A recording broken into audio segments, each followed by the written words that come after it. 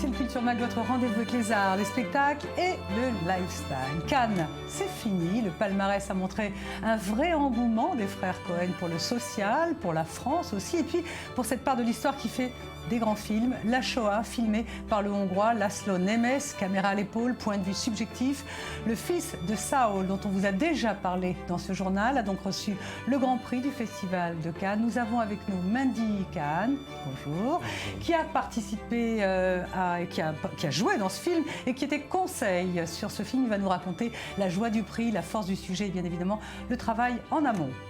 Au sommaire également, la peinture et son rôle diplomatique. La 12e Biennale d'art contemporain de la Havane s'est inaugurée dimanche. 200 œuvres, 44 pays invités, mais surtout cette année, le grand parrain de cette édition, les États-Unis. On avait la guerre froide et bien maintenant place à la paix, des couleurs chaudes.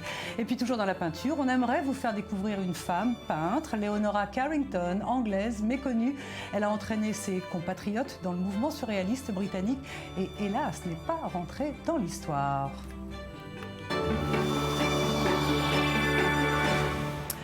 Voilà pour le sommaire. Merci d'être fidèle à nos programmes. Bonjour Mandy Kahn. Vous avez certainement assisté au palmarès. Qu'est-ce que vous avez ressenti quand vous avez entendu la nomination du film de Saul ?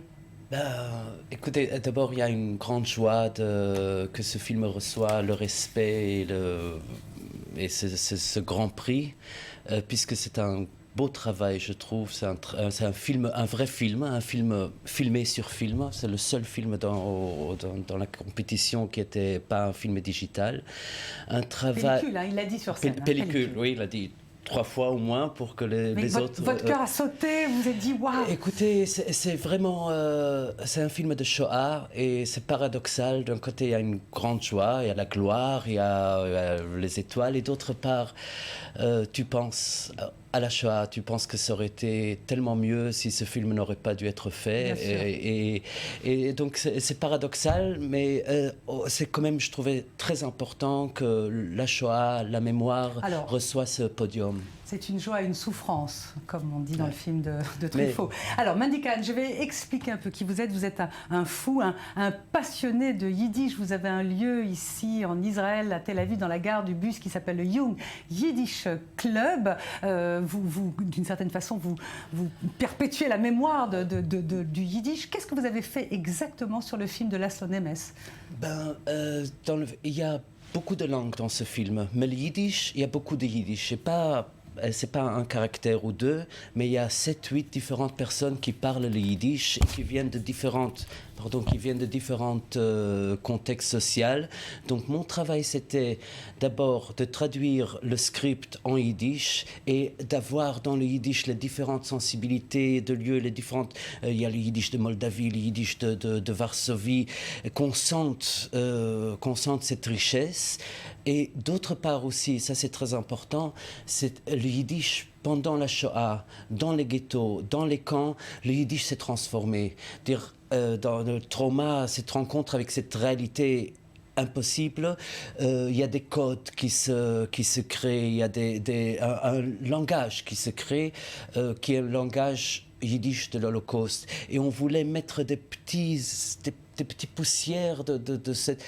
Il y a très peu de paroles dans ces films. Les phrases sont courtes, sont tendues, on ne parle pas beaucoup, mais quand même, dans ces petites phrases, je voulais mettre le plus possible d'authenticité yiddish.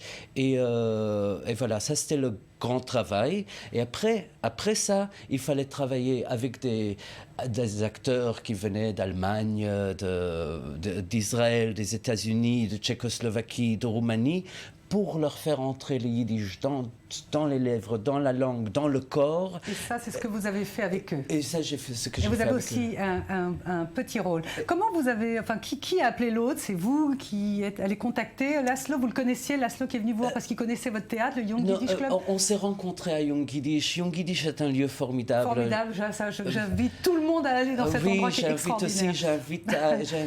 Mais alors donc, László était venu ? Il est venu à Young Yiddish, je crois qu'il cherchait des acteurs. László est un grand sensible, et il cherche ses acteurs, il cherche son équipe à le former comme ça, un à un. Et il a cherché, et peut-être il cherchait des acteurs, mais on s'est rencontrés, et il a compris, on s'est très bien senti, on s'est très bien compris, et j'ai compris le travail qu'il fait, j'ai beaucoup apprécié, et son regard, sa sensibilité, son sérieux, et c'est alors comme ça qu'on a commencé à travailler ensemble, et on a chaque mot, on a pesé, on a choisi... C'est un grand alchimiste. Mandy Kahn, pendant le Festival de Cannes, Sandi Fortis a fait un sujet dans ce journal sur le fils de Saül. On va regarder un court extrait, ça va nous permettre de rentrer dans le cœur du film, si vous voulez bien. Merci. Pour Laszlo Nemes, il était important de représenter l'enfer des camps d'extermination d'une façon différente. Jusqu'ici, selon lui, le sujet a été traité d'une manière frustrante. Le cinéma de l'après-guerre qui parle de la Shoah est souvent, très souvent, un cinéma de la survie. C'est des histoires de survie et c'est des histoires qui veulent raconter beaucoup de choses. On ne voulait pas raconter beaucoup de choses, on voulait raconter quelque chose de très étroit. Alors Mandy Kahn, Laszlo Nemes a dit dans son discours, je le cite, « C'était difficile de convaincre les gens sur un sujet grave, la destruction des Juifs d'Europe. » Est-ce que, selon vous, c'est ce qui a justifié le parti pris du film, c'est-à-dire la caméra à l'épaule, le point de vue subjectif, tout passe par le regard de Saül? Tout passe par le regard de Saül. L'écran que tu vois, c'est un clair-obscur, c'est un genre de Rembrandt. Tu vois pas. On n'essaye pas de montrer ce qui n'est pas montrable. On n'essaye pas de décrire ce qui est indescriptible. Mais ça donne, je crois, le sentiment. On amène le spectateur à être là-dedans le plus possible, sans de lui donner une possibilité ni de catharsis, ni de sortir dehors, ni d'entrer dans des conceptions faciles, les méchants, les bons. Tu es dedans, tu sens un instant d'une vie perdue et tu comprends que cette perte est tellement grand et exponentiel, et c'est un peu la seule chose qu'on peut faire, je ne sais pas si c'est la seule chose, mais c'est une voie qui a ouvert un peu la perception des gens sur la Shoah, et ça c'est très important. On va rappeler peut-être un peu l'histoire du film. Donc Saül, dites-le, vous, Saül, oui, il est Sonderkommando. Sonderkommando, c'est ceux qui font tout le travail de l'industrie de la mort, ils brûlent, ils font entrer les gens dans les douches, dans les chambres qui sont les chambres à gaz, ils trient les habits, ils brûlent les corps, et ils attendent aussi qu'on les exécute bientôt, puisque ils sont des gardeurs de secrets et on les tue chaque quelques mois. Et ils croient voir. Et ils croient voir. Ils voient un enfant qui bizarrement survit la chambre de gaz. Il pense que c'est son enfant et soudain il a cette idée fixe. Il veut enterrer cet enfant de façon convenable dans cette usine de mort. Ça devient son obsession. Et par ce point de vue, on voit les autres un peu, ceux qui vont faire la révolte, ceux qui veulent faire une photographie. Tout est prismé par Saül. Oui. Alors, dans une interview accordée au journal français Télérama, Claude Lanzmann a adoubé d'une certaine façon Laszlo Nemes. Il a dit que c'était l'anti-film, l'anti-liste de Schindler. Est-ce que c'est très difficile d'avoir un point de vue sur les Sonderkommando, hein. On a vu d'ailleurs Lanzmann avec son dernier des Injustes. Est-ce que vous pensez que c'est la seule façon, c'est cette façon-là de filmer l'infilmable d'une certaine façon? Je ne sais pas si c'est la seule façon. Je crois que Laszlo a fait un grand pas vers une nouvelle façon, une façon pour rafraîchir notre pensée, notre compréhension, incompréhension, la mémoire. Je crois qu'il invite aussi les prochaines générations. Il faut continuellement à chercher des façons à transmettre cette chose. Donc, je ne sais pas si c'est la seule façon, mais aujourd'hui, 2015, je crois qu'il a trouvé une bonne façon, puisque le public et les critiques l'ont reçu, l'ont senti qu'il ouvre une porte qui touche l'Europe. Mandy Kahn, vous qui défendez le yiddish et par là la mémoire de tout un peuple, toute une âme de l'Europe de l'Est, qu'est-ce qui vous paraissait important dans ce travail, pour vous, dans ce travail avec Laszlo Nemes? C'était vraiment, c'est quelque part un monument. Je veux dire, aujourd'hui, on fait peu de films yiddish, même que de plus en plus, bizarrement. Il y a au Canada, en Israël, Pension Pracht, un film qui a beaucoup de yiddish. Donc, les directeurs, les cinéastes, les littéraires comprennent l'importance du yiddish. C'était important pour moi de pouvoir dans ce monument, puisque je crois que ce film est un monument de mémoire, de pouvoir être le plus possible authentique, d'amener des sons qui sont perdus peut-être pour toujours. Et c'était ça qui était important. Merci beaucoup, Mandy Kahn. On va terminer cette partie cannoise sur autre chose, sur le côté un peu glamour, un petit rappel pour nous de ce qui a été quelques-uns des meilleurs moments de cette cérémonie. Il y a d'abord eu les paroles d'Agnès Varda. Je suis une femme, je suis française, je fais un cinéma libre et mes films ne rapportent pas d'argent. On a aimé aussi les looks, la magistrale jeunesse éternelle de Sabine Azema, tout en jaune, habillée par le Libanais Rabi Kairouz.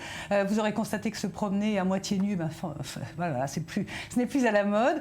On a également adoré le look argent très pudique de Cécile de France. On vous le dit, se couvrir maintenant, c'est tendance. On saluera également le smoking signé Vanessa Seward pour Jane Birkin et l'exceptionnelle robe de Ricardo Tisci pour Givenchy, portée par une Laetitia Casta, a coupé le souffle de beauté. Merci beaucoup, Mandy Kahn. On va regarder maintenant le highlight du jour. C'est l'histoire d'une femme, d'une peintre. Ça se passe en Angleterre. C'est le highlight. Merci.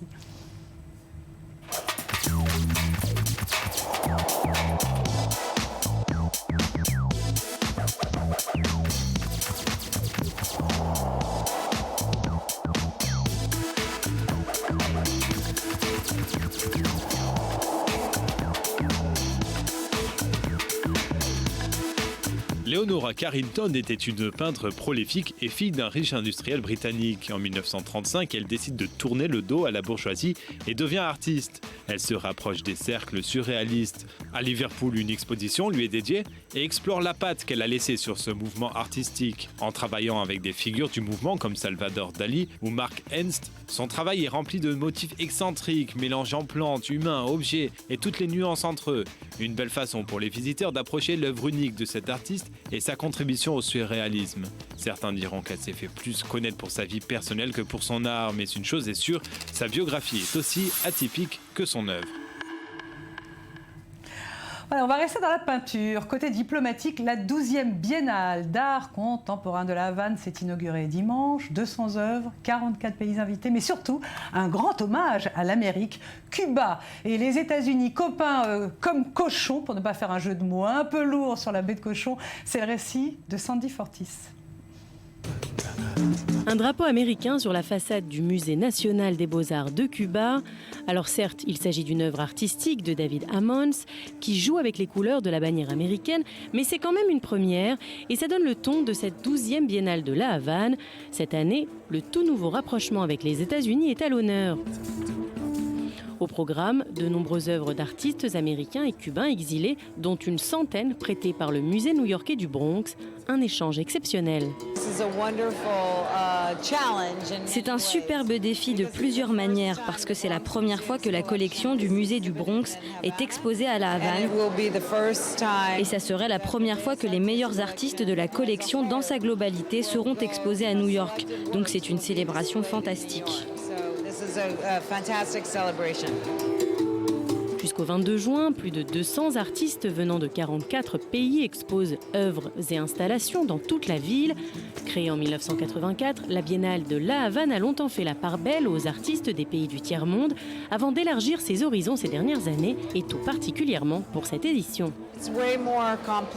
C'est beaucoup plus complexe qu'un message artistique. Il s'agit de rapprocher deux pays ensemble qui n'ont pas une longue histoire de communication par l'art comme point de ralliement. Autre installation célébrant le rapprochement historique entre les deux pays, cette patinoire mise en place par l'artiste new-yorkais Duke Riley. Je pense qu'avec cette nouvelle relation entre les deux pays, il y aura beaucoup plus d'échanges culturels. Souvent avec les États-Unis, ça peut être à la fois positif et négatif. Mais pour sûr, ça aura un fort impact. Une patinoire en bord de mer, une idée loufoque très appréciée par les locaux qui peuvent profiter d'un nouveau loisir grâce aux 200 paires de patins à glace apportés par l'artiste. Une super expérience, unique. J'aimerais beaucoup recommencer à l'avenir. Ça n'existe pas ici. Une patinoire pour représenter le dégel des relations américano-cubaines, une métaphore qui semble faire son effet. 5 mois après cette annonce historique, Aujourd'hui, les États-Unis d'Amérique changent leurs relations avec le peuple de Cuba. Qui avait suivi un geste historique. Les relations entre les deux pays semblent avoir bien évolué, politiquement et artistiquement.